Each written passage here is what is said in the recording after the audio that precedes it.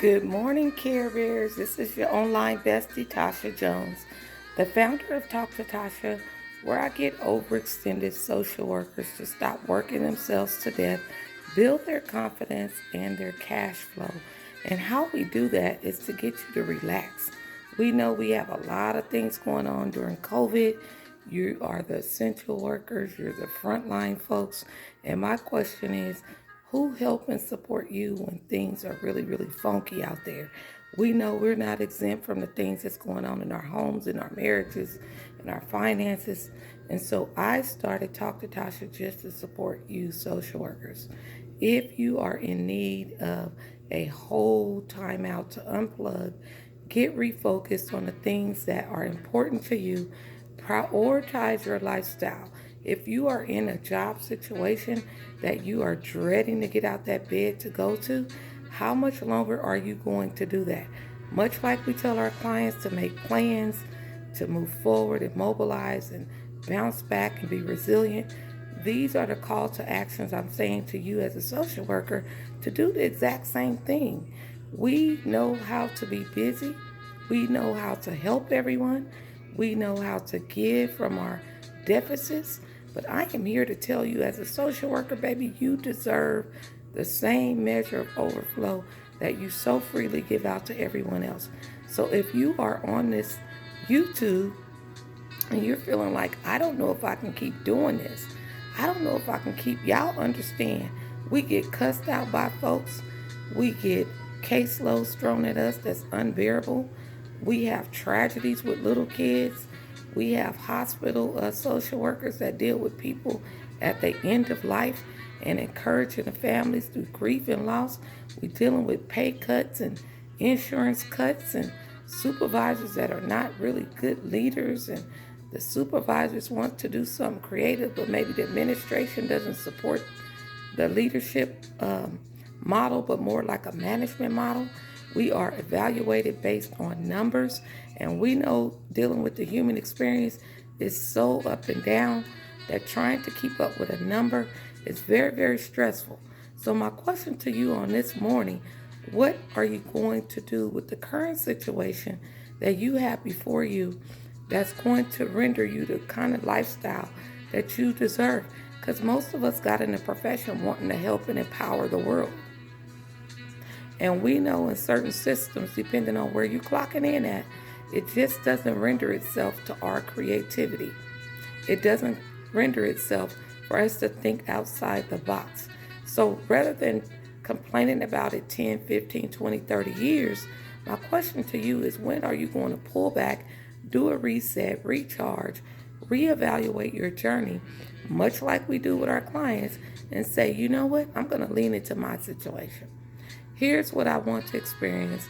Here's what I'm super good at. I want to marry those things together and make baby steps to move forward. If that is you, please get on talktotasha.com. There's freebies there, there's support there, there's some things that you will find super helpful, because I know I've been there, and when things got really, really funky, it wasn't leaving because I was stressed from management or different things. It was just something deeper inside of me that I knew that there was something more in a way that I can serve the world and also get paid a small measure of the gift and the skill that I give out. Some of you social workers are living paycheck to paycheck, just like the clients. And to be honest, you need the same resources sometimes that you're giving out to clients, the food, the help with your utility bill. We need help with these student loans, but we don't really honor that. You know, we have our degrees, but we have our loans. Our raises are not going up. So my question to you, are you ready to take your skills and ability to build the confidence that you need to increase your cash flow? It is totally okay to help and empower the world and get your money at the same time. We don't really talk about that because sometimes we're wired to feel that, oh, it's just so natural that we empower people. It feels so violating. It's violating to, want money. We're not out here preaching getting rich off of people's vulnerabilities or get rich off of the disparities of other people. That is not what I'm implying here. I am saying that you deserve to be paid, compensated to the point. All the things that you're giving folks and tools you're giving folks, you can't put a price tag on the outcome that these families get. If you can be honest, some of us that do this work, we don't keep a tab on who we help because that's not what we do. We don't do it to throw it back in anybody's face. We just do what we're gifted to do and we keep going on. Sometimes you'll see a client out in the community and they'll thank you for something that you totally forgot about. That's when you know you're a service-based person from your heart. My thing is, you have got to understand that you deserve to be paid a small measure to get your finances in order, to get the cash flow in order so you can be less stressed financially, pay off some of them basic bills, get the student loans off your back. And so that way, when you have those barriers moved out of your way, sis, you can be more effective in your giving. I think you would agree that when you have financial burdens and life burdens, you can't really be as creative. You can't be fully present to these clients. So it's very, very important for your self-care. Part of our self-care is to honor the fact that I need my finances to be in order. So I teach you how to go from income to revenue streams. There's a difference because your income is going to say, when you go see that client, when you do therapy with that client, you get paid. But if the client doesn't show up, you don't get paid. Revenue stream says, I have so many different gifts that the world needs that I'm going to pipeline and automate those different gifts and ability way after I'm dead and gone. People can still use those resources to help empower themselves. That's what you call legacy building. It's time for you to come outside that cubicle, use your lunches intentionally so you can build and craft your exit strategy. Build up something on the side of your retirement.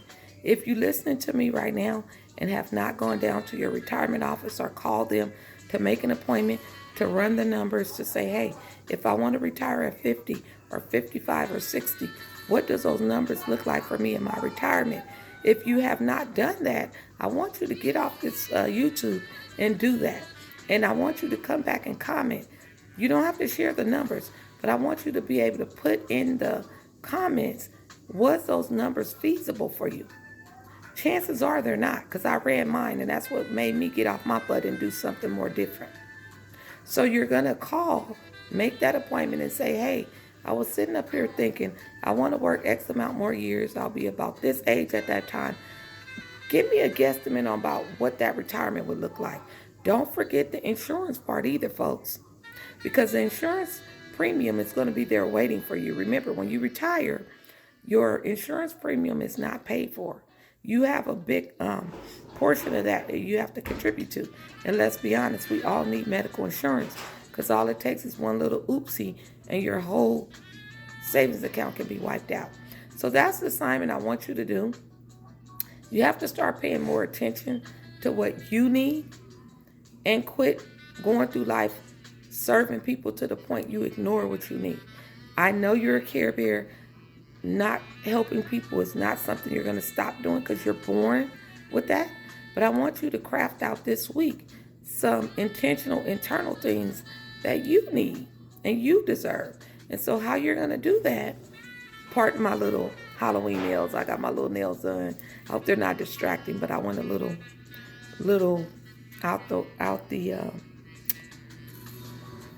the comfort zone because I wanted some nails because I see people do nails and I haven't had nails in years and years. So I'm sorry, I'm just doing all of this. But the point is, I want you to lean into your situation and I want you to craft out, just like we do with clients, this is what I need to experience in the next 30 days, 60 days, 90 days, or next year. This is how I'm going to get there. And if you don't know how you're going to get there, that's what I'm here for. I'm your online bestie, the power source for helping professionals that get you in alignment to use your lived experience, your gift, your education, your ability to serve others, to internalize that work for yourself so you can get your confidence to a level that you have been ignoring so we can increase your cash flow. If that is you, I want you to go in that job today, smile, be you, do the job that you're called to do, but do not spend your lunch breaks another day crying about that job, bitter about that job, bitter with other bitter people on that job. Get some alone time and do some of the things that I asked you to do on this YouTube. You cannot be focused around toxic behavior, just like you tell your clients. So use your lunch to be alone time, get focused, run your retirement numbers, write down a few things that you're super in love with doing as it relates to this empowerment work, and get back with me. Let me help you guide out and craft out what it is you need to do to build that confidence. And when you build that confidence, there's nothing that can stop you. And you have got to believe that. If you don't believe that, you keep speaking it into the atmosphere until your heart believes it, right? There's something about reframing that mindset to where you start sitting in a posture of expectancy.